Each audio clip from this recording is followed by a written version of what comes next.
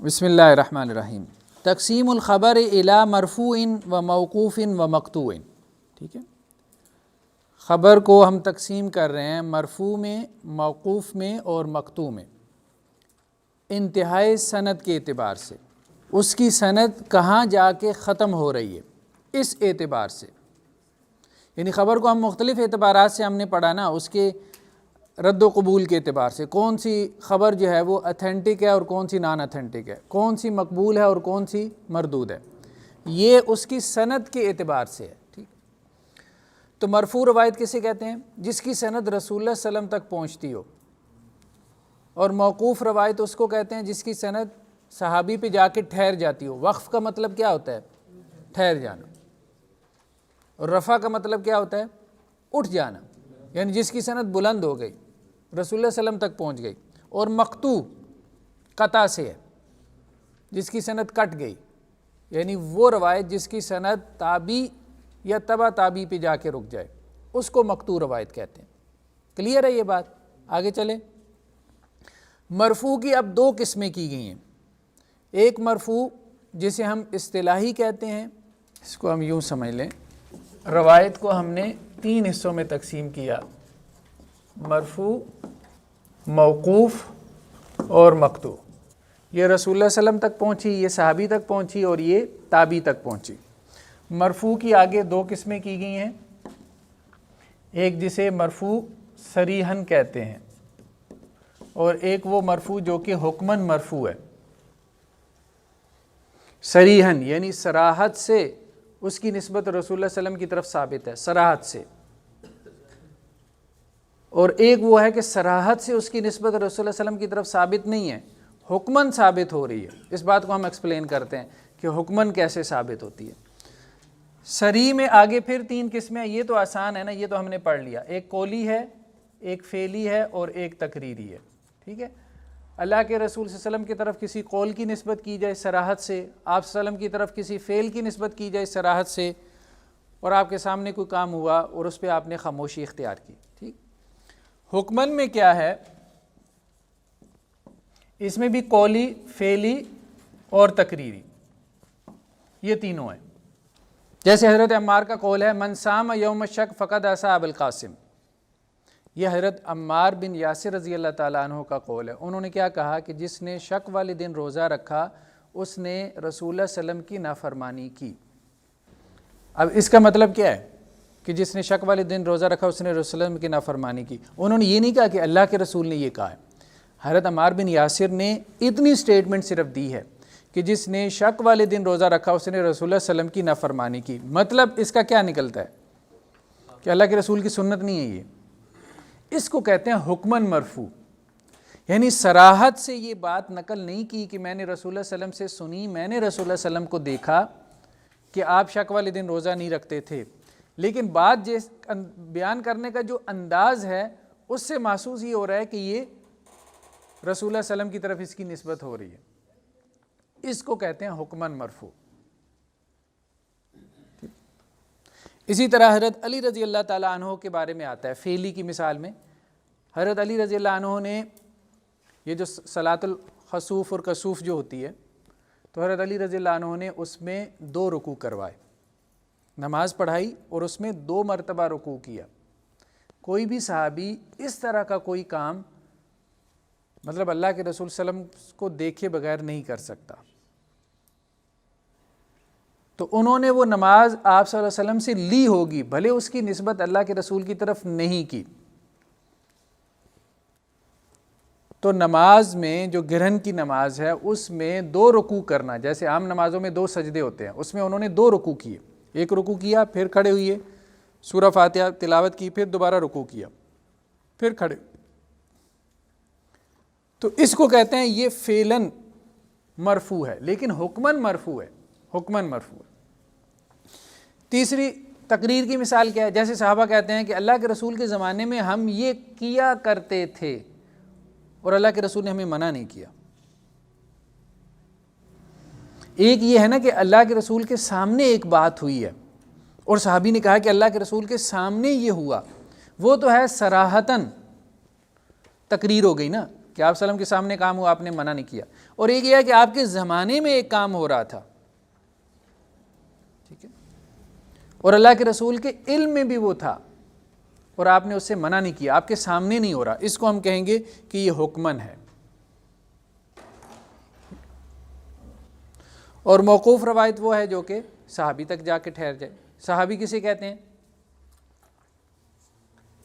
جس نے رسول اللہ صلی اللہ علیہ وسلم کو دیکھا ہو ایمان کی حالت میں اور حالت ایمان میں وفات بھی ہوئی ہو۔ کچھ لوگ مرتد بھی ہو گئے تھے، وہ صحابہ میں شمار نہیں ہوتے۔ پھر ایک اصطلاح استعمال ہوتی ہے محضرم کی۔ محضرم کسے کہتے ہیں؟ جس نے آپ صلی اللہ علیہ وسلم کا زمانہ بھی پایا اور جاہلیت کا زمانہ بھی پایا، لیکن اللہ کے رسول صلی اللہ علیہ وسلم سے ملاقات نہیں ہوئی، حالت ایمان میں ملاقات نہیں ہوئی، یہ محضرمین ہیں، یہ کوئی 20 کے قریب ہیں۔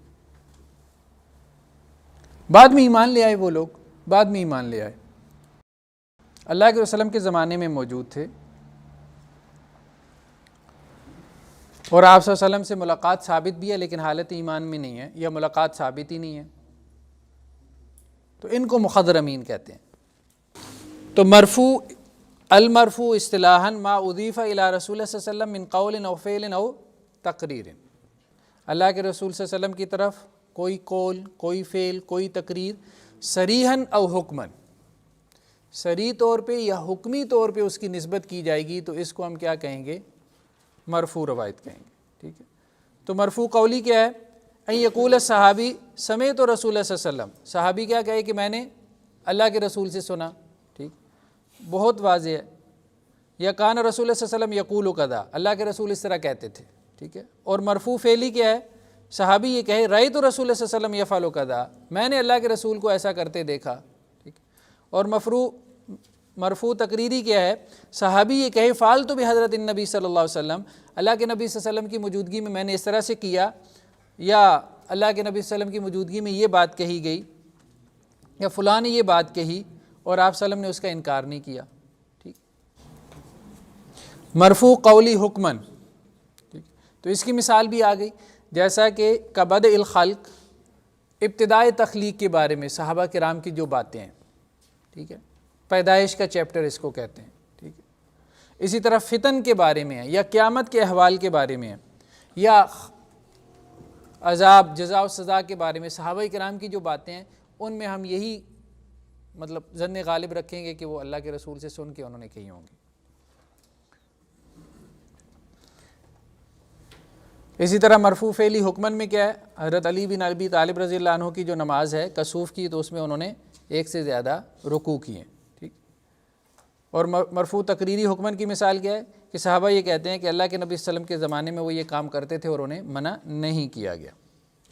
عالی اور نازل، نیکسٹ ہمارا ٹاپک کیا ہے؟ عالی اور نازل۔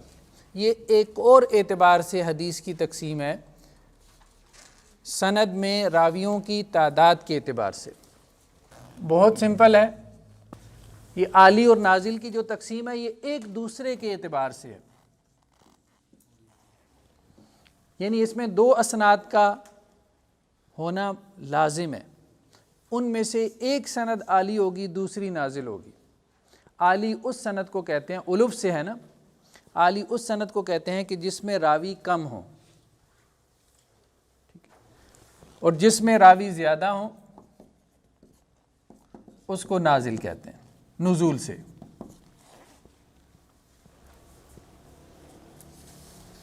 یعنی ایک ہی متن ہے، ایک ہی ٹیکسٹ ہے، اس ٹیکسٹ کو جب ایک بندہ روایت کرتا ہے تو اس کی سند میں راوی کیا ہے؟ کم ہے۔ اس متن، اس ٹیکسٹ کو، اس حدیث کو جب دوسرا محدث روایت کرتا ہے تو اس کی سند میں راوی کیا ہے؟ زیادہ ہے۔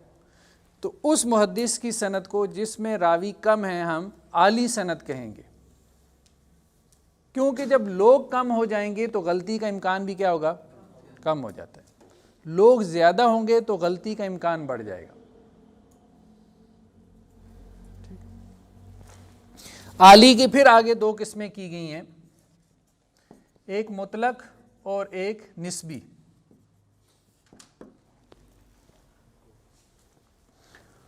مطلق سے مراد یہ ہے کہ محدث سے لے کے اللہ کے رسول صلی اللہ علیہ وسلم تک، ٹھیک ہے، محدث سے اللہ کے رسول تک اس سند کو دیکھا جاتا ہے۔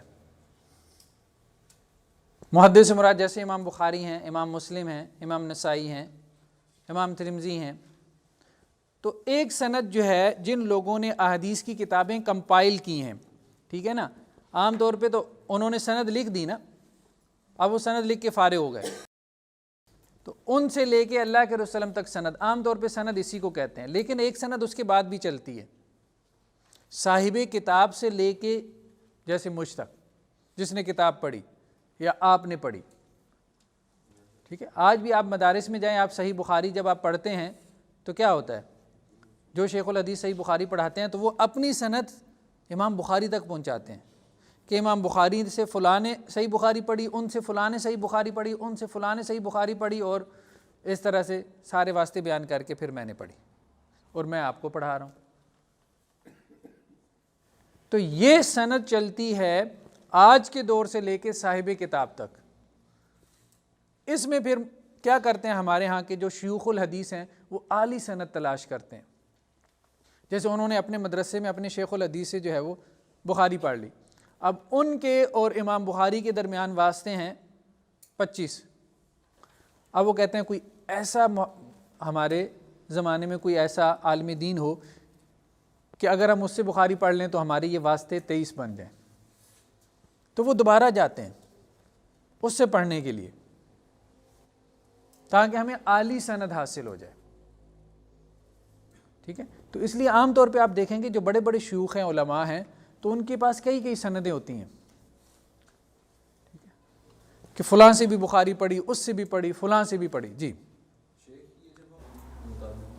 نہیں، درجوں کی تعداد کی بات کر رہے ہیں، یعنی درمیان میں جسے ہم کہہ رہے ہیں نسلیں کتنی ہیں، واسطے کتنے ہیں، ٹھیک ہے نا۔ اب ایک سند ہے جیسے شیخ بن باز کی سند بہت معروف ہے، آپ گوگل کریں آپ کو شیخ بن باز کی سند مل جائے گی، اور تقریباً ان کے اور اللہ کے رسول کے درمیان کوئی 31-32 اتنے کو واسطے بنتے ہیں۔ تو یہ جو سند ہے یعنی آپ سے لے کے صاحب کتاب تک، اس کو نسبی کہتے ہیں۔ اس میں بھی بعض سندیں جو ہے وہ عالی ہوتی ہیں اور بعض کیا ہوتی ہیں، نازل ہوتی ہیں۔ مطلق سند سے مراد کیا ہے، صاحب کتاب سے لے کے اللہ کے رسول صلی اللہ علیہ وسلم تک۔ کلیئر ہے یہ بات؟ نسبی سے مراد یہ ہے کہ آپ سے لے کے صاحب کتاب تک کی سند، جیسے ہم نے مشکات شریف پڑھی رحمانیہ میں، تو ہمارے جو استاد سے مولانا رحمۃ اللہ صاحب، اب انہوں نے ہمیں مشکات جب ختم کروائی تو پھر انہوں نے ہمیں کہا سند لکھو، میں نے فلاں سے مشکات پڑھی، انہوں نے فلاں سے پڑھی، انہوں نے فلاں سے پڑھی، اور صاحب مشکات تک سند پہنچا دی۔ تو امام بخاری سے 90,000 لوگوں نے بخاری پڑھی، ٹھیک، اور پھر اسی طرح سے۔ تو یہ بعد والی سندیں اب خیر اتنا رواج نہیں رہ گیا، لیکن یہ ہے کہ ابھی بھی ہے، جو لوگ حدیث کا ذوق شوق رکھتے ہیں تو وہ سندیں جمع کرتے ہیں، بیان کرتے ہیں صاحب کتاب تک، اس کا اہتمام بھی کرتے ہیں، تو یہ نسبی کہلاتی ہے۔ اور اس میں صرف درجوں کی تعداد دیکھ رہے ہیں کہ میرے اور اللہ کے رسول کے درمیان کتنے واسطے ہیں۔ یہ بخاری کی ایک روایت ہے، یہ اللہ کے رسول سے چلی ہے، امام بخاری تک پہنچی ہے، امام بخاری سے مجھ تک پہنچی ہے، درمیان میں کتنے واسطے ہیں، کتنی نسلیں، 32 ہیں، 34 ہیں، 35 ہیں، 36 ہیں۔ ایک سند میں اگر 36 واسطے ہیں اور دوسری میں 34 ہیں تو 36 والی کو کیا کہیں گے، نازل، 34 والی کو عالی کہیں گے۔ تو یہ صرف پروبیبلٹی کم کرنے کے لیے،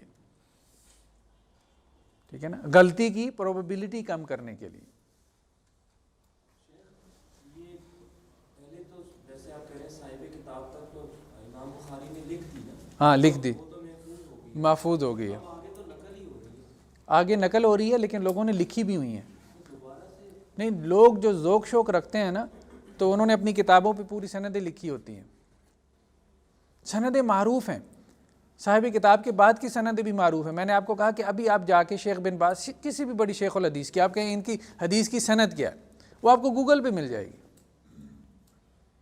کہ انہوں نے عبدالحق ہاشمی سے سنا، انہوں نے فلاں سے سنا، انہوں نے فلاں سے سنا، انہوں نے ابن رجب سے سنا، انہوں نے فلاں سے سنا، انہوں نے ابن قیم سے، انہوں نے ابن تیمیہ سے، انہوں نے آگے اسی طرح سے. اس میں جو اس سند کے اندر جو راوی ہیں پھر ان کے بھی حالات محفوظ ہوں گے، حالات ان کے بھی محفوظ ہوتے ہیں؟ بالکل محفوظ ہوتے ہیں، سب اسماء و رجال وہ معروف علماء ہوتے ہیں. شیخ بن باز کی سند میں ابن قیم کا نام آ رہا ہے، ابن تیمیہ کا نام آ رہا ہے، امام احمد کا نام آ رہا ہے. امام احمد نے سنا جو ہے وہ امام شافعی سے، امام شافعی نے سنا امام مالک سے، امام مالک نے سنا امام نافع سے، انہوں نے سنا عبداللہ بن عمر سے. سارے کبار ائمہ ہوتے ہیں. ابن رجب کا نام آ رہا ہے، ابن مفلح الحنبلی کا نام آ رہا ہے، عبدالحق ہاشمی کا نام آ رہا ہے، بہت بڑے محدثین میں سے ہیں. تو وہ معروف لوگ ہوتے ہیں، وہ بڑے لوگ ہوتے ہیں نا. جس سے بخاری پڑھی ہے تو ظاہری بات ہے وہ معروف آدمی ہوگا نا، کم از کم شیخ الحدیث تو ہوگا. یہ آگے آ رہا ہے، یہ آگے آ رہا ہے. ایک آدھی حدیث کے بغیر بھی کام چل جاتا ہے. آپ جیسے لوگوں کے لیے بڑی سہولت ہے. شیخ الحدیث کہے کہ میری طرف سے تمہیں تمام روایات کرنے کی اجازت ہے، اس کو اجازہ کہتے ہیں. وہ تحمل حدیث میں ہم پڑھیں گے. تو لوگ یہ بھی کام کرتے ہیں، کسی کے پاس لمبا سفر کر کے جاتے ہیں، حضرت آپ صحیح بخاری کی مجھے اجازت دے دیں. اچھا جیسے یہ دم درود والے ہیں نا، ان کے یہاں اجازت چلتی ہے، ان کے یہاں بھی چلتی ہے. پھر وہ سرٹیفکیٹ جو ہے نا میں نے دیکھا ہے کہ وہ فریم کرا کے انہوں نے ہاں لیکن اس میں لکھا ہوتا ہے کہ اس کو اجازت دی گئی ہے، اس نے سماع نہیں کیا، اس نے پوری بخاری ہم سے سنی نہیں، ہم نے اس کو اجازت دی ہے. تو وہ ایک معروف ٹرم ہے. اچھا اس کا فرق پڑتا ہے، جیسے دم درود والے کہتے ہیں نا کہ جی اس دم پہ ہم نے بڑی محنت کی ہے، اجازت دے دیں، تو فرق پڑتا ہے. اگلے کو اتنی بار محنت کرنے کی ضرورت نہیں پڑتی. تو یہاں پہ بھی فرق پڑتا ہے. تو یہ ہے عالی اور نازل. اس کے بعد کچھ قسمیں ایسی ہیں جن کا تعلق جو ہے وہ کچھ غلط فہمیوں سے بچانے کے لیے. پیج نمبر اس پہ آ جائیں 52 پہ. روایت الاقران والمدبج.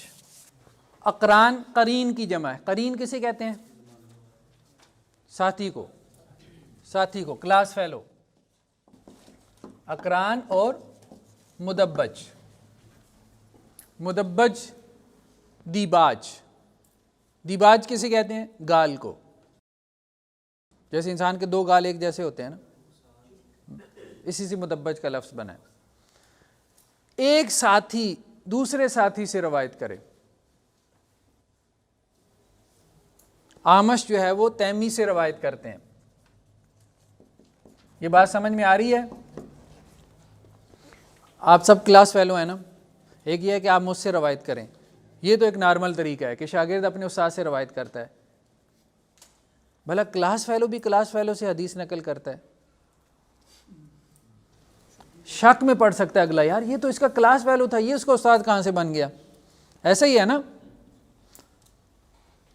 مطلب آپ سب کلاس فیلو، آپ میں سے کوئی یہ کہے کہ اپنے کلاس فیلو کے بارے میں کہ میرے شیخ نے مجھ سے یہ بیان کیا، یہ تیرا شیخ کہاں سے بن گیا؟ شبہ سے بچانے کے لیے بعض اوقات ایک کلاس فیلو دوسرے کلاس فیلو سے روایت نقل کر لیتا ہے. کب؟ جب وہ کلاس سے غیر حاضری کرتا ہے. ٹھیک ہے، جب غیر حاضری کرے گا تو کیا کرے گا؟ اب استاد سے تو نقل کرنے سے رہا، اب اپنے کلاس فیلو سے ہی نقل کرے گا. بتاؤ استاد نے کیا کہا ہے، پھر سند چینج ہو جائے گی. ٹھیک ہے، تو اس کو کہتے ہیں روایت الاقران. ایک قرین دوسرے قرین سے نقل کرے.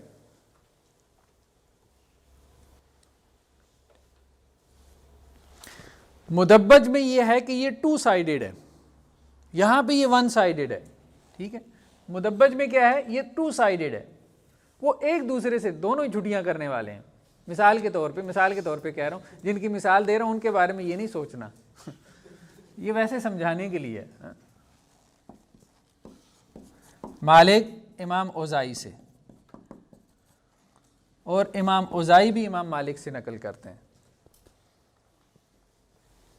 یعنی دونوں کا کیڈر سیم ہے، جسے آپ کیڈر کہتے ہیں نا، وہ سیم ہے، گریڈ سیم ہے،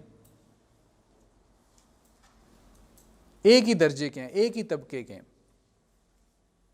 جیسے صحابی سے روایت کرے، حضرت ابو ہریرہ براہ راست اللہ کے رسول سے نہیں نقل کر رہے، کہہ رہے ہیں حضرت عائشہ نے کہا. حضرت عائشہ یہ کہہ رہی ہیں کہ میں نے اللہ کے رسول سے نہیں سنا، میں نے ابو ہریرہ سے سنا ہے رضی اللہ عنہ. تو کوئی کسی وقت اللہ کے رسول کی مجلس میں تھا، کوئی کسی وقت تھا، تو انہوں نے اگر اللہ کے رسول سے براہ راست نہیں سنا، کسی دوسرے صحابی سے سنا ہے تو وہ اسی طرح سے بیان کرتے ہیں.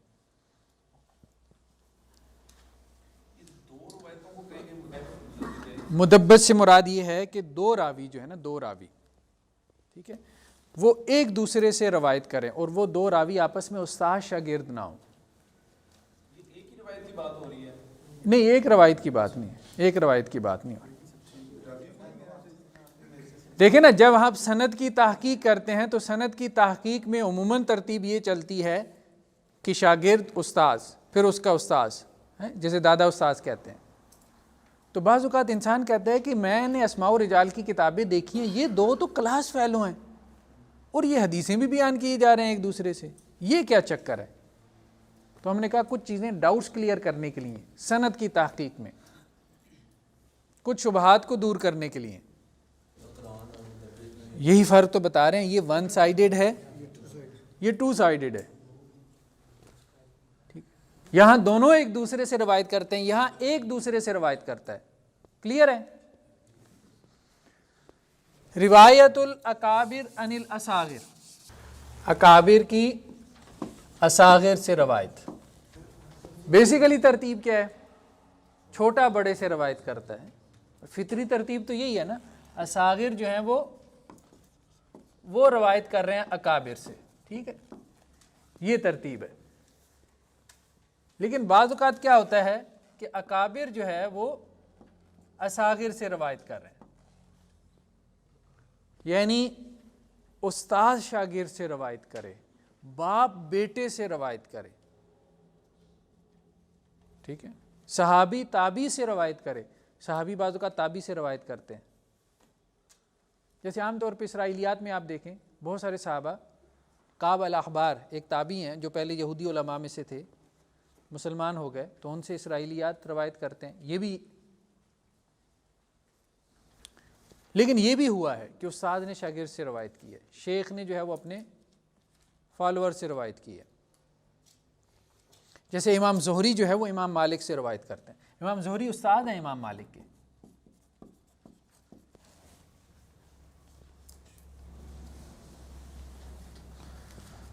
تو یہ ہم کیوں پڑھ رہے ہیں؟ یہ نہ ہو کہ ہم یہ کہیں کہ جی یہ سند میں قلب ہو گیا ہے. مقلوب ہم نے پڑھی تھی نا، اس وہم سے بچنے کے لیے کہ یہ مقلوب نہیں ہے سند، کہ استاد کو شاگرد بنا دیا راوی نے غلطی سے. وہ استاد وہاں پہ ہے ہی شاگرد. بعض اوقات شاگرد قابل ہو جاتا ہے نا کہ استاد کو بھی اس سے روایت نقل کرنی پڑ جاتی ہے. ٹھیک، تو یہ ہے روایت الاکابر عن الاصاغر. نیکسٹ کیا ہے؟ سابق اور لاحق. سابق جو سبقت لے گیا، پہلے فوت ہو گیا. لاحق، لاحق یلحق جو اس کے پیچھے پیچھے آ رہا ہے، وہ بھی اس سے ملنے والا ہے. سابق اور لاحق. سابق ہیں امام بخاری مثال کے طور پہ، ٹھیک ہے، 256 میں ان کی وفات ہوئی. امام بخاری کی وفات کیا ہے؟ 256 ہجری. لاحق ہے ابو الحسین الخفاف، یہ بھی ایک راوی ہے، ابو الحسین الخفاف. ان کی وفات ہوئی 395 میں. کتنا فرق ہے دونوں میں؟ 140، تقریباً 140 سال کا ڈفرنس. کتنا ہے؟ 140 سال، 140 ایئرس.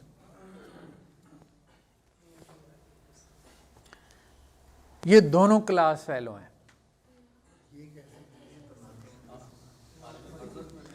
یہی اس کا موضوع ہے سابق اللہ کا. انہوں نے ایک ہی شیخ سے پڑھا ہے، اس شیخ کا نام ہے ابو العباس السراج.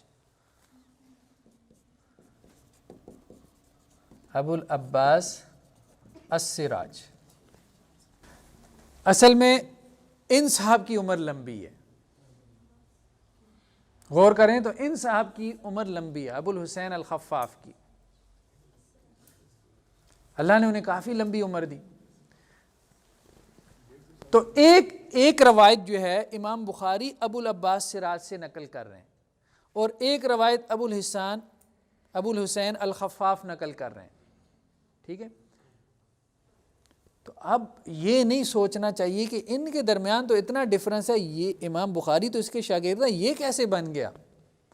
تو وہ بھی اس شاگرد ہے. لوگوں کی اتنی عمریں بعض اوقات ہو جاتی ہیں، لمبی ہو جاتی ہیں. ہاں استاذ کی بھی ایج کا داخلہ، بالکل ظاہری بات ہے، بالکل. ہاں ہاں ہاں ہاں بالکل ایسی، بالکل ایسی. فرق اس سے کیا پڑے گا؟ اگر آپ نے سند عالی کرنی ہے تو کس کے پاس چلے جائیں؟ ہاں، کیونکہ 140 سال بعد اگر امام بخاری کی سند کی طرف جائیں گے تو کیا ہوگا؟ درمیان میں اور واسطے پڑ جائیں گے. سمجھ رہے ہیں نا بات؟ تو ان کی سند عالی ہوگی ابو الحسین الخفاف کی. ٹھیک ہے، امام بخاری والی کیسے عالی ہوگی؟ یہ آپ کو 140 سال بعد بھی اویلیبل ہیں. یہ آپ کو 140 سال بعد آفٹر 140 ایئر امام بخاری کے یہ آپ کو دستیاب ہیں. درمیان میں کوئی امام بخاری کی سند سے لیں گے تو درمیان میں 140 سال بعد تو کئی واسطے آئیں گے نا. ہاں، ایک دو واسطے آرام سے آ جائیں گے. ٹھیک ہے، تو ہمارے ہاں بھی یہی ہوتا ہے، شیوخ الحدیث ایسا ہی کرتے ہیں، بخاری کی سند عالی کرنے کے لیے کوئی لمبی عمر والا شیخ الحدیث دیکھتے ہیں، ڈھونڈتے ہیں.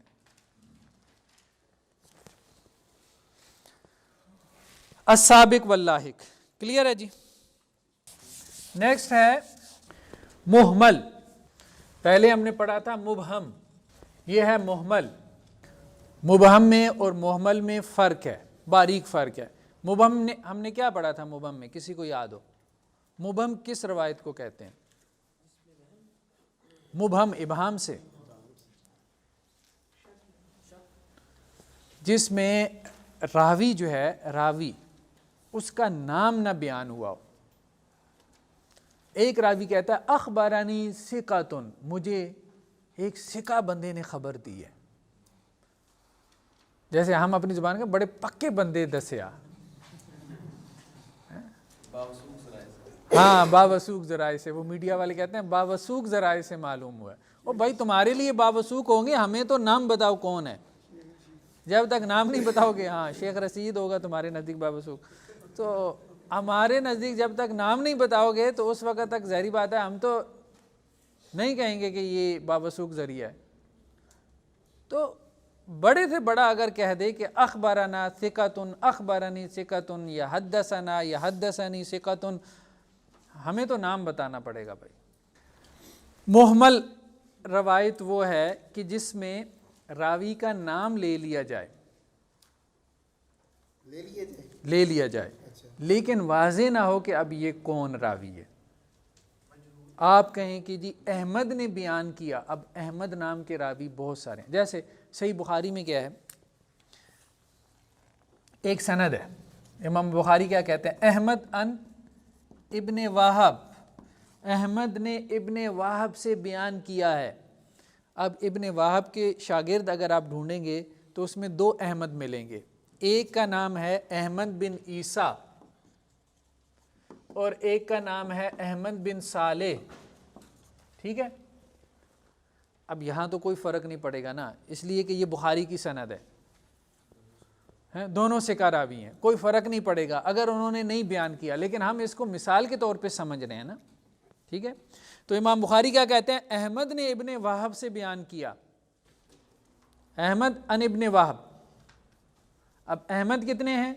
ابن واہب کے شاگردوں میں دو ہیں جو معروف ہیں، ایک احمد بن عیسیٰ، ایک احمد بن صالح. امام بخاری نے واضح نہیں کیا کون سے احمد نے بیان کیا، کس شاگرد نے یہ حدیث بیان کی اپنے استاد سے. اچھا کوئی بھی ہو، یہاں کوئی فرق نہیں پڑتا، لیکن جہاں ایک ضعیف ہوگا نا وہاں فرق پڑ جائے گا. جیسے ایک راوی ہے، اس کا نام ہے سلیمان بن داؤد، ایک ہے الحولانی اور ایک ہے سلیمان بن داؤد یمانی، یہ دونوں آپ کی کتاب میں لکھے ہیں. ایک راوی ثقہ ہے، ایک راوی ضعیف ہے. اگر کوئی محدث یہ کہے کہ مجھ سے سلیمان بن داؤد نے بیان کیا، اب کون سے والا، اس کو ہم کہیں گے محمل. تو اس روایت کو ہم قبول نہیں کریں گے. کیوں نہیں کریں گے؟ شک کی وجہ سے. کیونکہ اس پوری سائنس میں ہم یہ چیز دیکھ رہے ہیں کہ محدثین شک کی وجہ سے روایات چھوڑ رہے ہیں، شک کی وجہ سے. یعنی گویا کہ شک ایک پرائم پرنسپل کے طور پہ کام کر رہا ہے اس پوری سائنس میں. نہیں، ضروری نہیں ہے، ضروری نہیں، یہ نہیں. ہم تو کہیں گے کہ نام بتاؤ، سیدھی سی بات ہے. اس کے نزدیک ثقہ ہوگا، ہمارے نزدیک وہی بات جو آئی نا، کسی کے نزدیک شیخ رشید صاحب ثقہ ہو سکتے ہیں، دنیا میں ایسے لوگ ہوں گے. اگر وہ سند کے حوالے سے بات ہو پھر بھی نہیں. ایک جگہ پہ صرف بحث ہے جو میں نے آپ کو بتایا تھا، وہ ہے مرسل روایت میں بحث. تابعی اگر کہہ دے تو تابعی کا ایک مقام ہے، ایک مرتبہ ہے. اگر وہ کہے نا کہ میں نے اللہ کے رسول صلی اللہ علیہ وسلم، وہ یہ تو نہیں کہے گا کہ میں نے اللہ کے رسول سے سنا ہے، وہ اگر کہے کہ اللہ کے رسول نے یہ کہا یا کیا، وہاں یہ بحث آ جاتی ہے کہ تابعی نے صحابی سے سن کے یہ بات کہی ہوگی. وہاں یہ بحث آئی ہے مرسل اتھینٹک ہے کہ نہیں. ہم نے کہا تھا کہ فقہا اسی وجہ سے اس طرف چلے گئے کہ مرسل روایت کیا ہے؟ اتھینٹک ہے. تابعی کے مقام اور مرتبے کی وجہ سے. تابعی کے بعد کے جو گریڈز ہیں وہاں کسی گریڈ میں، کیونکہ وہ خیر القرون سے باہر نکل جاتے ہیں نا، وہاں کسی گریڈ میں کسی راوی کو یہ مرتبہ نہیں دیا گیا کہ وہ یہ کہے کہ مجھ سے ثقہ نے بیان کیا تو ہم کہیں بھائی اب ہمیں نام معلوم کرنے کی بھی ضرورت نہیں. نہیں، امام مالک بھی کہیں کہ مجھ سے ثقہ نے بیان کیا تو وہ روایت منقطع ہی رہے گی. ہمارے لیے وہ روایت منقطع رہے گی جب تک ہمارے سامنے نام نہیں آ جاتا. ٹھیک ہے نا. ہاں، تابعی اگر یہ بات کہے تو وہاں پہ ایک ڈیبیٹ پیدا ہوئی ہے. وہ میں نے آپ کو بتایا محدثین وہاں بھی کیا کرتے ہیں، وہ کہتے ہیں ضعیف روایت ہے، مرسل روایت ضعیف روایت ہے. محدثین کی جو بھی ہم نے کہا تھا نا، یہ پوری سائنس یہ کھڑی ہے اس پرنسپل کے اوپر. سند جو ہے وہ ڈسکنیکٹ نہیں ہونی چاہیے کہیں پہ بھی. تابعی سے مرتبہ تابعین بھی آتے ہیں؟ نہیں، صرف تابعی. تابعی سے مراد صرف تابعی. وہ بھی یہ بات صرف فقہا نے پیدا کی ہے، محدثین وہاں پہ بھی نہیں مانتے، مرسل کو بھی صحیح نہیں مانتے. جی نہیں، خیر القرون تابعین تک ہے. آپ صلی اللہ علیہ وسلم فرمایا سب سے بہترین زمانہ میرا زمانہ، زمانہ نبوت. میرا زمانہ وہ زمانہ نبوت ہے، پھر جو میرے بعد ہے وہ صحابہ کا زمانہ، پھر اس کے بعد ہے جو تابعین کا زمانہ. اگرچہ بعض لوگ اس کو تبع تابعی تک لے گئے لیکن وہ بنتا نہیں. اس میں ڈیبیٹ ہے. کچھ لوگوں کا کہنا ہے کہ انہوں نے حضرت انس کو دیکھا تھا، کچھ لوگ اس کو نہیں مانتے. بہرحال یہ تو ایک علیحدہ مسئلہ ہے، لیکن انہوں نے روایت نقل نہیں کی. روایت نقل نہیں کی. ہم ساری بحث کر رہے ہیں ہو سکتا ہے ایک بندہ تابعی ہو لیکن اس نے روایت نقل نہ کی ہو. یہ بحث ساری ہو رہی ہے روایت کی.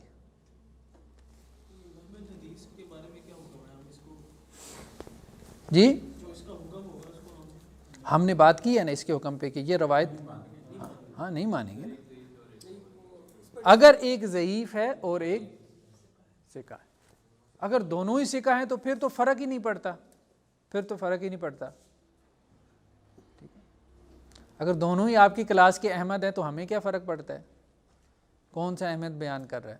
اگر وہ اس میں یہ لازم تو نہیں ہے کلاس کا ہی احمد ہو، کوئی اور بھی احمد ہو سکتا نہیں، شاگرد ہے نا اس کے ابن وہب، ابن احمد ان ابن وہب. اس میں یہ لازم تو نہیں ہے کہ یہ دو ہی احمد ہوں گے. کس میں؟ جو یہ آپ سے دیکھیں ہم بات کر رہے ہیں احمد ان ابن وہب کی بات کر رہے ہیں، ہم احمد کی بات نہیں کر رہے.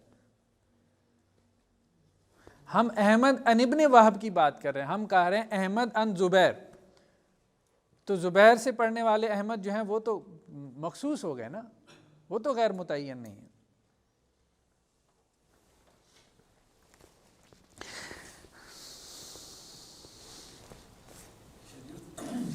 شاگرد کے علاوہ کوئی اور بندہ بیان نہیں کر سکتا حدیث، مطلب ضروری ہے کہ وہ شاگرد ہی ہو؟ نہیں نہیں، شاگرد نہیں، اس نے اس سے سنی ہو، سما، یہ آگے آ رہا ہے، تحمل کی، یہاں پہ یہ احمد کوئی اور احمد نہیں ہو سکتا، شاگرد کے علاوہ کوئی اور احمد نہیں ہو سکتا؟ جس نے اس سے سنی ہو، اور وہ معروف ہوگا نا، وہ معروف ہوگا۔ اسماء و رجال کا سارا سائنس ہی تو یہی ہے کہ انہوں نے استاد شاگرد متعین کیے ہیں، کس نے کس سے حدیث سنی ہے، کسی نے ایک بھی سنی تھی اس کو وہ لے آئے ہیں سائنس میں۔ اگلی ایک دلچسپ قسم ہے بہت، من حدث و نسیہ، شیخ نے حدیث بیان کی، حدیث بیان کر کے بھول ہی گیا، شاگرد کہہ رہا ہے کہ میں نے شیخ سے سنی ہے، شیخ کہہ رہا ہے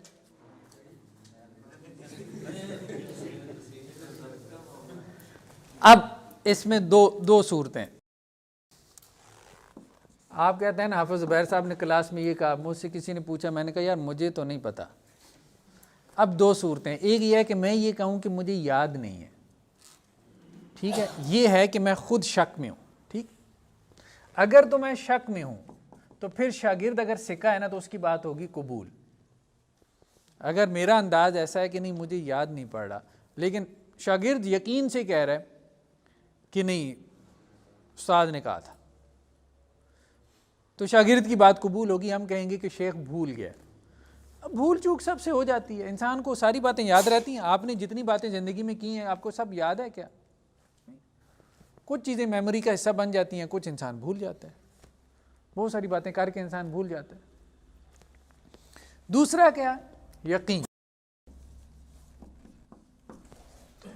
کہ شیخ جو ہے نا وہ یقین سے انکار کرے، کہے کہ جھوٹ بولتا ہے، وہ جھوٹ بک رہا ہے، پھر کیا ہوگا؟ پھر راوی اگر ثقہ بھی ہوگا نا شاگرد تو اس روایت کیا ہوگی؟ مردود ہو جائے گی۔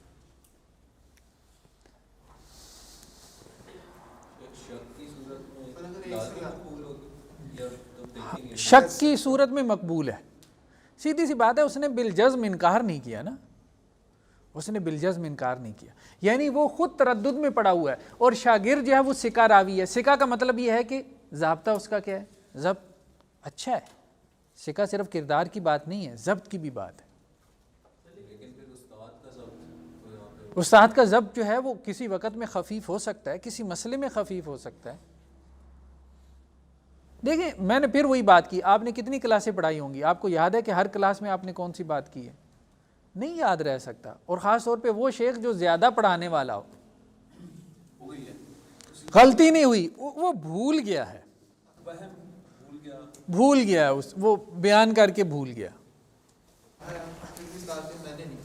نہیں دیکھیں اگر 3-4 کہیں پھر تو ظاہری بات ہے کہ بات جو ہے وہ پکی ہے نا، ہم تو ابھی ایک کی بات کر رہے ہیں نا،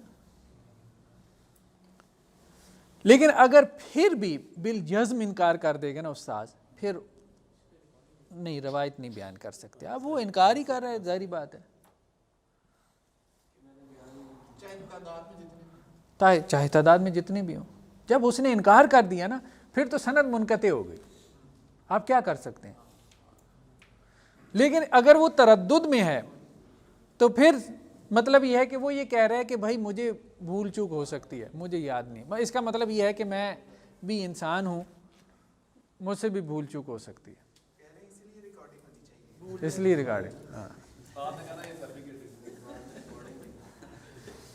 عبد العزیز الدراوردی، ٹھیک ہے، یہ صاحب ہیں عبد العزیز الدراوردی، ہم یہ بات کر رہے ہیں عبد العزیز ربیہ سے بیان کرتے ہیں، اور ربیہ جو ہیں وہ سہیل سے، سہیل بن ابی صالح، سہیل بن ابی صالح اپنے والد سے بیان کرتے ہیں، ابو صالح سے۔ اب ہوا کیا، یہ عبد العزیز نے روایت سنی کس سے؟ ربیہ سے، ٹھیک ہے، بات سمجھ رہے ہیں، اس بات کو ذرا غور سے سمجھنا ہے۔ عبد العزیز نے روایت سنی ربیہ سے، کہ ربیہ یہ کہتا ہے کہ میں نے سہیل سے سنی ہے۔ اب ہوا یہ کہ عبد العزیز کی ملاقات ہو گئی سہیل سے، عبد العزیز کی ملاقات ہوئی سہیل سے، اس نے سہیل سے کہا کہ ربیہ نے یہ حدیث مجھے بیان کی ہے کہ آپ نے اسے بیان کی ہے، وہ کہتا ہے مجھے نہیں یاد۔ سمجھ رہے ہیں بات؟ عبد العزیز نے ربیہ سے حدیث سنی، ربیہ یہ کہتا ہے کہ مجھ سے سہیل نے بیان کی، اور ربیہ شاگرد ہے سہیل کا، ثقہ راوی ہے۔ تو عبدالعزیز کی ملاقات ہوئی سہیل سے، اور اس نے کہا کہ تصدیق ہی کر لیتا ہوں۔ اس نے سہیل سے کہا کہ جی دیکھیں ربیہ جو ہے آپ کا شاگرد، اس نے مجھے یہ بات بیان کی کہ آپ نے یہ کہا ہے۔ تو اس نے کہا نہیں مجھے نہیں یاد، شک میں پڑ گیا۔ اچھا پھر اس نے ایک اور کام کیا، سہیل نے ایک اور کام کیا، اس نے وہ حدیث پھر آگے بیان کرنا شروع کر دی، لیکن سند بدل کے۔ اس نے کہا کہ عبدالعزیز نے مجھے بیان کیا ہے، ربیہ یہ کہتا ہے کہ اس نے مجھ سے یہ سنا تھا کہ میں نے اسے یہ بیان کیا تھا۔ سمجھ رہے ہیں بات؟ کیسے کیسے تو یہ حکمن کیا ہے؟ مجھے یاد نہیں ہے، لیکن میرا شاگرد ثقہ ہے، مجھے اس کے اوپر اعتماد اتنا ہے کہ اب میں اس کی سند سے یہ روایت بیان کروں گا۔ حکم کیا ہوگا اس روایت؟ قبول ہے، ایکسیپٹیڈ ہے۔ اب دیکھیں نا، اس نے اتنا اعتماد کیا اپنے شاگرد پہ، اس نے اپنے حافظے پہ بھی اعتماد کیا، اس نے شاگرد پہ کا بھی اعتماد کیا، اس نے درمیان کا رستہ نکالا۔ اس نے کہا نہ مجھے یاد نہیں ہے اس لیے میں یہ بھی نہیں کہتا، لیکن میرا شاگرد میں اس کے اوپر کہوں نہیں، وہ اگر اس نے مجھ سے سنی ہے اس نے مجھ سے سنی ہے۔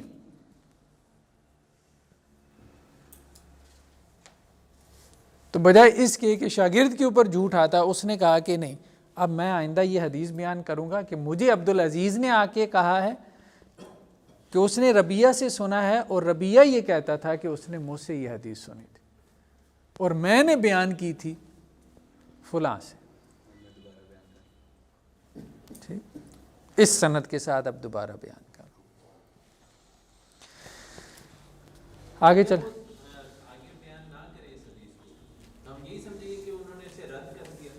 نہیں ہم نے کہا شک میں ہے نا، وہ ہم قبول کریں، ہاں ہم قبول کریں گے۔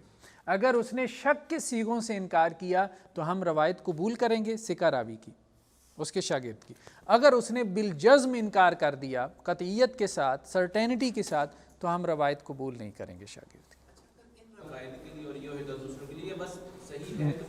ایک ہی کرائیٹیریا، دیکھیں کوئی کرائیٹیریا فرق نہیں ہے عقائد کی حدیثوں کے لیے یا معاملات کی حدیث کے لیے، کوئی کرائیٹیریا فرق نہیں۔ نیکسٹ ہمارا ہے مسلسل، حدیث مسلسل، بعض اوقات قول میں اور بعض اوقات فعل میں۔ حدیث مسلسل کیا ہے کہ ایک قولی صفت ہے یا ایک فعلی صفت ہے جو رسول اللہ صلی اللہ علیہ وسلم سے جاری ہوئی، جس کا ایز سچ حدیث کے کانٹینٹ سے کوئی تعلق نہیں ہے، لیکن راویوں نے اس کو محفوظ رکھا۔ مثال کے طور پہ اللہ کے رسول نے ایک حدیث بیان کی، اور اللہ کے رسول نے وہ حدیث بیان کرتے ہی ایسے جیسے داڑھی کو پکڑ لیا، ایسے جیسے انسان بعض اوقات۔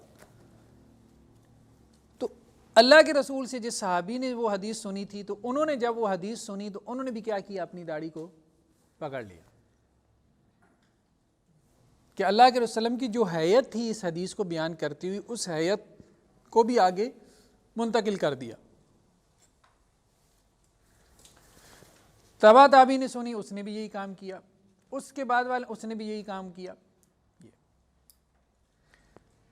قولی کیا ہے، جیسے اللہ کے رسول صلی اللہ علیہ وسلم نے کسی صحابی سے کہا مجھے آپ سے محبت ہے، اور پھر کوئی حدیث بیان کر دی۔ جیسے آپ صلی اللہ علیہ وسلم کا ایک انداز ہوتا تھا، پہلے ایک تعلق جتلاتے تھے، پھر اس کے بعد ایک حدیث بیان کرتے تھے کہ اب یہ پوری زندگی کے لیے اس حدیث کو کیا کریں گے، اپنے لیے مشعل راہ بنا لیں گے۔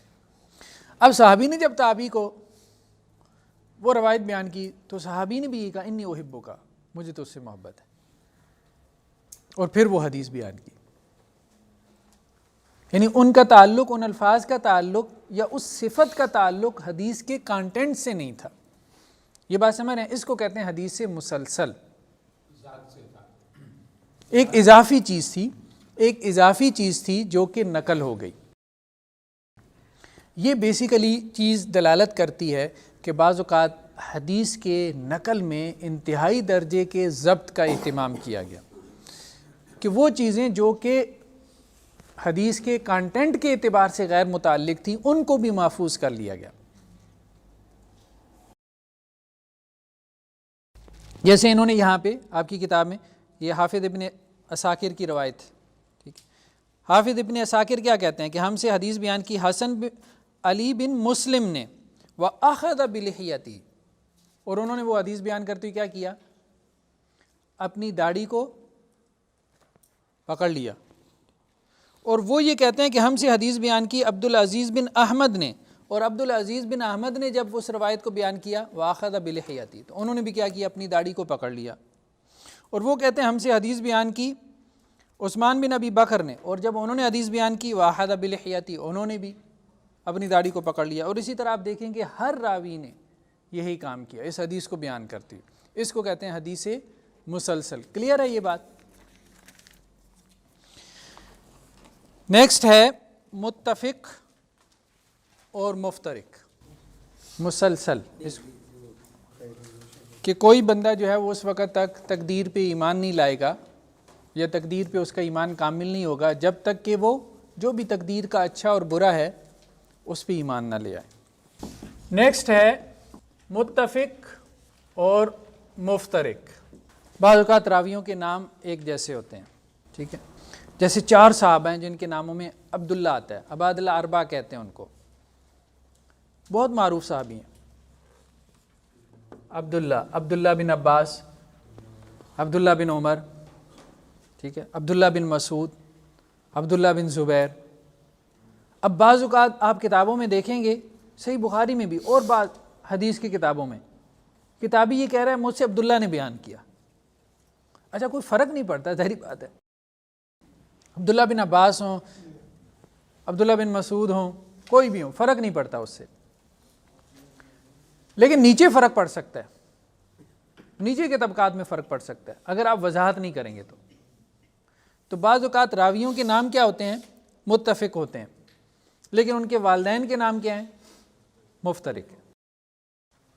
اور بعض اوقات والدین کے نام بھی سیم ہوتے ہیں، پھر اور مسئلہ بن جاتا ہے. ٹھیک ہے، عبداللہ بن زید بن عاصم ایک راوی ہے، اور دوسرا راوی کیا ہے؟ عبداللہ بن زید بن عبد ربی. عبداللہ بن زید راوی کا نام بھی سیم ہے، والد کا نام بھی سیم ہے، عبداللہ بن زید. 2 راوی ہیں. اب جب تک دادا کا نام واضح نہیں ہوگا مسئلہ کلیئر نہیں ہوگا. تو یہاں پہ کیا ہے؟ لفظ میں بھی اور خط میں بھی. لفظ کا تعلق ہے تلفظ سے، پروننسیشن سے، اور خط کا تعلق ہے اسکرپٹ سے، لکھنے سے. لکھنے میں بھی نام سیم ہے، بولنے میں بھی سیم ہے. اور ایک ہے مختلف اور مختلف. یہاں پہ کیا ہے؟ نام لکھنے میں سیم ہے، بولنے میں ان کے فرق پڑ جاتا ہے.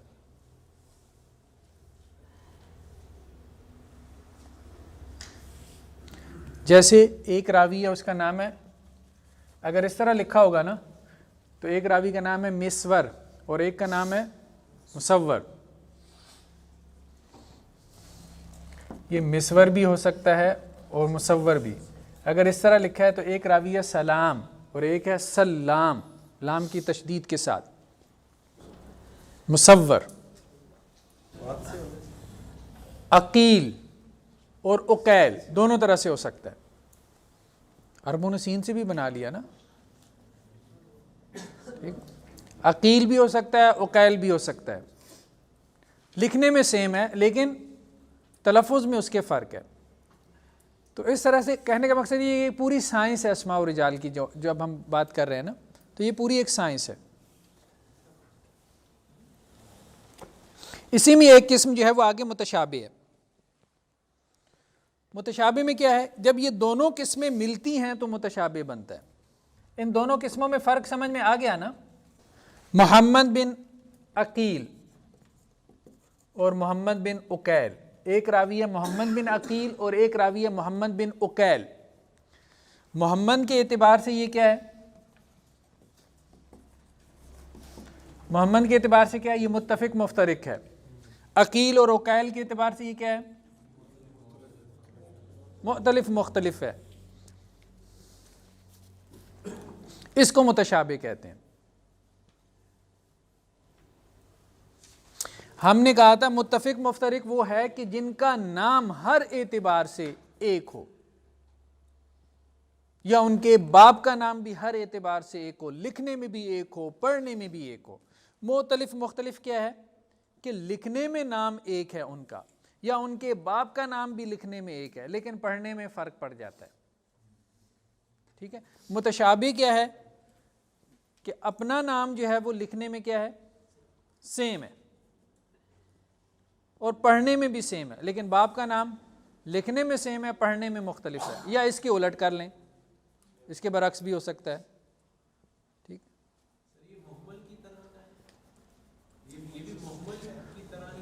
نہیں نہیں، یہ تو محمل نہیں ہے نا،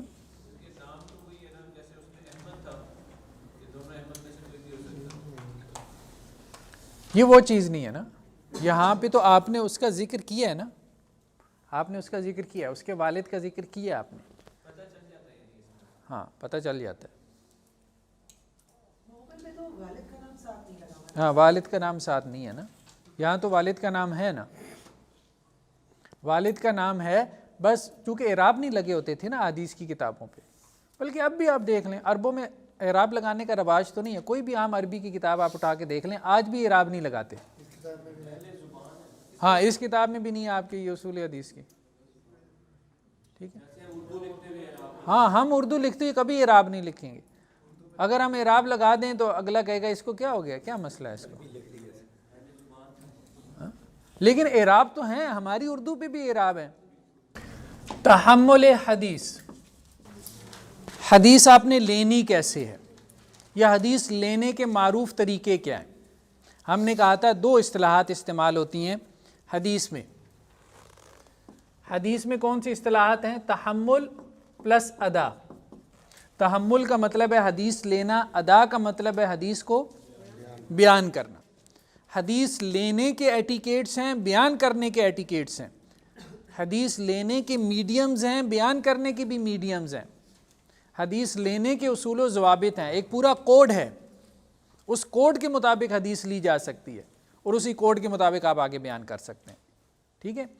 جب ہم قرآن مجید میں یہی کام کرتے ہیں تو اس کو ہم کیا کہتے ہیں، تلقی پلس تلاوت، کیونکہ قرآن مجید میں لفظ کو آپ لیتے ہیں، لفظ کو آپ اٹھاتے ہیں،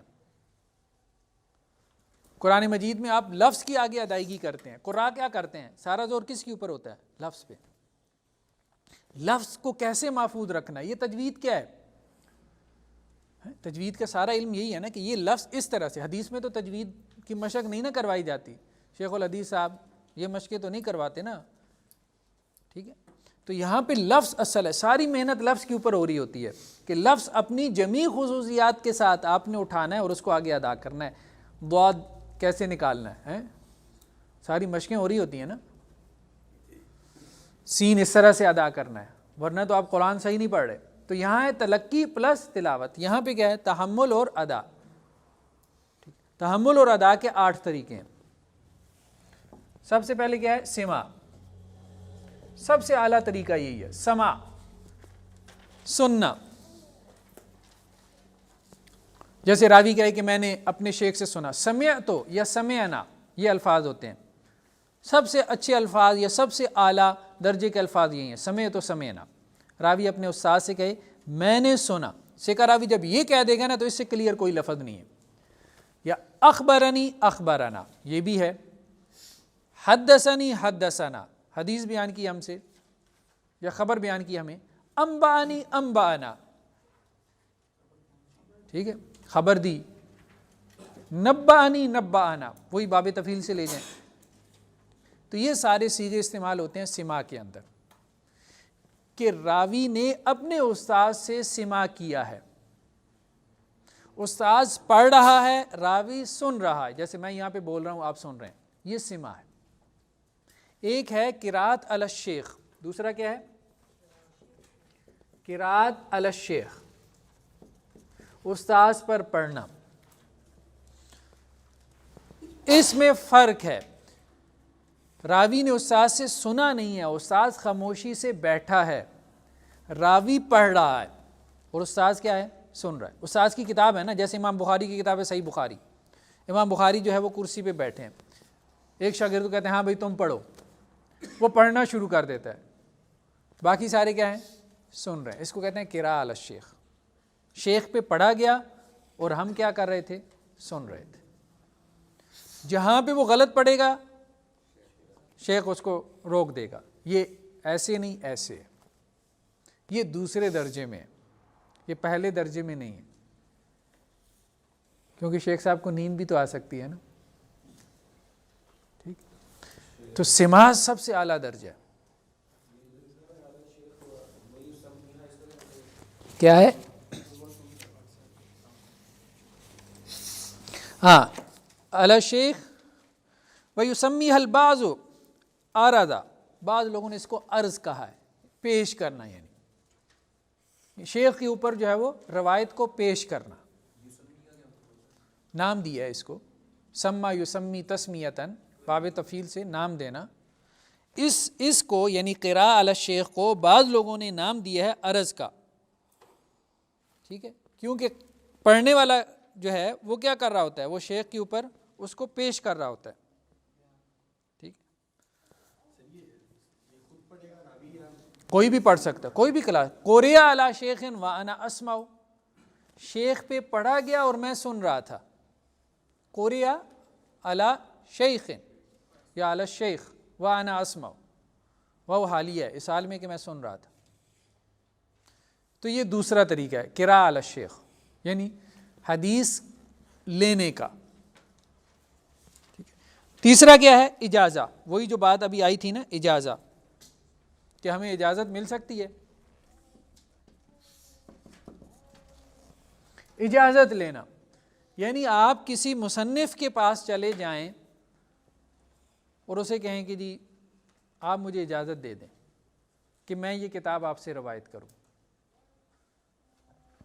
آپ نے وہ کتاب پہلے سے پڑھی ہوئی ہے، آپ صرف اسے اجازت لینے گئے.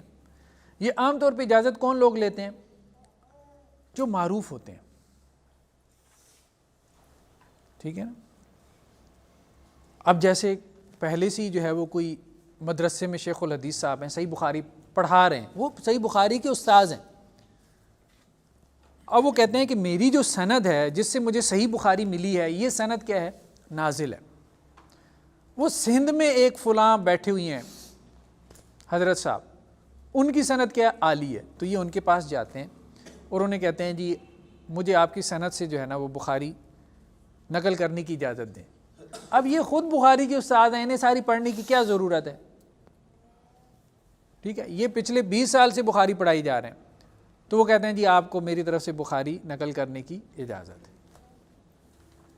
اس کو کہتے ہیں اجازہ. اب اس سے سند کیا ہو جاتی ہے؟ ان کی عالی ہو جاتی ہے، کیونکہ اس سند میں کیا ہے؟ واسطے کم ہے. شیخ الحدیث سے امام بخاری تک کے درمیان کے واسطے کیا ہے؟ کم ہے. تو وہ سند اپنی عالی کرنے کے لیے کیا کرتے ہیں؟ اجازت لیتے ہیں. نہیں، سند کے طور پہ دیکھیں نا، بات یہ ہے کہ جب وہ اس کو بیان کرے گا نا تو وہ یہ کہے گا کہ مجھے اجازت دی ہے صحیح بخاری کی روایت کرنے کی فلاں شیخ نے. وہ یہ نہیں کہے گا کہ میں نے صحیح بخاری فلاں شیخ سے سنی ہے، سماع نہیں کیا اس نے. اگر وہ سماع کی بات کرے گا تو وہ تو جھوٹا پڑ جائے گا. یہاں صیغہ بدل جائے گا. ہم یہ کہہ رہے ہیں کہ وہ آگے یہ بات نقل کرے گا کہ مجھے اس کی اجازت ملی ہوئی ہے، اور بعض اوقات وہ برکت کے لیے 3-4 حدیثیں پڑھا دیتے ہیں. تو اس کے صیغے ڈیفرنٹ ہیں نا، اس کے صیغے ڈیفرنٹ ہیں. وہ انہوں نے یہاں پہ آپ کی کتاب میں دی ہوئی ہیں، اجزت لفلان، میں نے فلاں کو اجازت دی. وہ باقاعدہ سند میں لکھتے ہیں میں نے اجازت دی ہے. یہ نہیں ہے کہ اس نے مجھ سے سنا ہے، یہ نہیں ہے کہ میرے سامنے بخاری پڑھی گئی اور اس نے سنی. یعنی یہ سماع بھی نہیں ہے، قراءۃ علی الشیخ بھی نہیں ہے، یہ اجازہ ہے. ٹھیک ہے نا. اور اس کو کہا ہی اجازہ جاتا ہے. وہ آگے جو محدث ہوتا ہے نا، شیخ الحدیث ہوتا ہے، وہ بھی یہی کہتا ہے کہ بھائی میرے پاس بخاری کا اجازہ ہے. وہ یہ کہتا ہے میرے پاس بخاری کا اجازہ ہے. جس نے سماع کیا ہو نا وہ یہ کہتا ہے میرے پاس صحیح بخاری کا سماع ہے. سمجھ رہے ہیں؟ یہ اس طرح سے. ہاں دیکھیں نا، وہ تو ایک مرحلہ تھا نا سند کا کہ جب کتابت ہو گئی، رسول اللہ صلی اللہ علیہ وسلم سے لے کے صاحب کتاب تک یہ سند کا ایک مرحلہ ہے. ٹھیک ہے نا, اس کو بالکل ڈیفرنٹ کر رہے ہیں, اس میں اجازت کی بات نہیں ہے. وہاں تو سماع چل رہا ہے, قراء علی الشیخ چل رہی ہے, ہاں وہاں پہ صرف یہ دو. ہاں جب کتابت ہوگی ہے تو یہ اس کے مرلے کے بعد کی بات ہے, وہاں اجازت کا مرحلہ پیدا ہوا ہے, وہاں اجازت کا میڈیم پیدا ہوا ہے. بہرحال ٹھیک ہے, لوگوں کو ہوتا ہے. اب بعض لوگوں کو آپ دیکھیں کہ 200 سندیں ہیں ان کے پاس, ٹھیک ہے, تو اب لوگوں کو, کچھ لوگوں کو سندیں جمع کرنے کا شوق ہوتا ہے, میں نے فلاں سے بھی سند حاصل کی ہے, فلاں سے بھی حاصل کی ہے. بہرحال ایک سائنس ہے, جو لوگ اس میں پڑے ہوئے ہیں وہ اس کو انجوائے کرتے ہیں, کرنے دیں. ورنہ تو صحیح بات تو یہ ہے کہ جب کمپائلیشن ہو گئی کتابوں کی تو اس کے بعد سند کی اتنی اہمیت نہیں رہ گئی. صاحب کتاب تک سند کی اہمیت تھی, اب تو صحیح بخاری مجھے اویلیبل ہے, آپ کو اویلیبل ہے, لیکن یہ ہے کہ صاحب کتاب سے لے کے آج مجھ تک سند, یہ بھی ایک پورا سلسلہ ہے جو چل رہا ہے, اس کی بھی ایک پوری سائنس ہے, یہ چل رہی ہے بہرحال جو حدیث پڑھنے پڑھانے والوں میں. ایک نہیں اس سے حدیث کی صحت پہ کوئی فرق, ہاں اس سے ایک فرق پڑتا ہے. دیکھیں ہمارا دین اتنا محفوظ ہے کہ آج میرے پاس جو فکر ہے, یہ فکر میں رسول اللہ صلی اللہ علیہ وسلم کے قدموں تک پہنچا سکتا ہوں. میرے پاس جو دین کا نالج ہے ایسا نہیں ہے کہ یہ تیسرے چوتھے درجے میں جا کے جو ہے وہ میں نہ بتا سکوں کہ اس کا آگے بڑا کون ہے. اب اگر غامدی صاحب سے آپ پوچھیں گے کہ آپ کے پاس جو فکر ہے اس کی سند کیا ہے, وہ کہیں گے مجھ سے مولانا اصلاحی نے بیان کیا. ان کے استاد مولانا اصلاحی تھے نا, مولانا اصلاحی سے مولانا فراہی نے بیان کیا. مولانا فراہی کے بعد کہاں گئی سند, ختم ہو گئی, اس کو مکتب فراہی کہہ دیتے ہیں. آپ کی جو فکر ہے, آپ کی جو سوچ ہے, آپ کی جو تھاٹ ہے, اس کی سند کہاں جا کے ختم ہو رہی ہے. لوگ کہتے ہیں نا انکار حدیث کی سند سید پہ جا کے ختم ہو جاتی ہے. سید سے پہلے بندہ ڈھونڈنے کے کون ملے گا آپ کو, سمجھ رہے ہیں نا بات. تو جتنی ماڈرنٹی ہے, جو آپ کی جتنی ماڈرن سوچ ہے, جتنی ماڈرن تھاٹس ہے, جتنے یہ فرقے بنے ہوئی ہیں, ان سب کی سندیں تلاش کریں تو کہاں جا کے ختم ہو جائیں گی. بہت کم, مطلب ایک تحریک کی صورت میں نہیں تھا, لیکن یہ ہے کہ ایسے لوگ کہ چند حدیثوں کا انکار کر دیا جیسے معتزلہ نے, ٹھیک ہے, یا کچھ اور طبقوں نے, وہ تو ہوتا رہا ہے. لیکن باقاعدہ ایک موو کے طور پہ, ہاں ایک تحریک کے طور پہ یہ فتنہ ہمارے ہاں یہاں پہ پیدا ہوا, اور اس کو غلام احمد پرویز نے اپنی انتہا پہ پہنچایا. سبحانک اللہم و بحمدک نشہد ان لا الہ الا انت نستغفرک و نتوب الیک.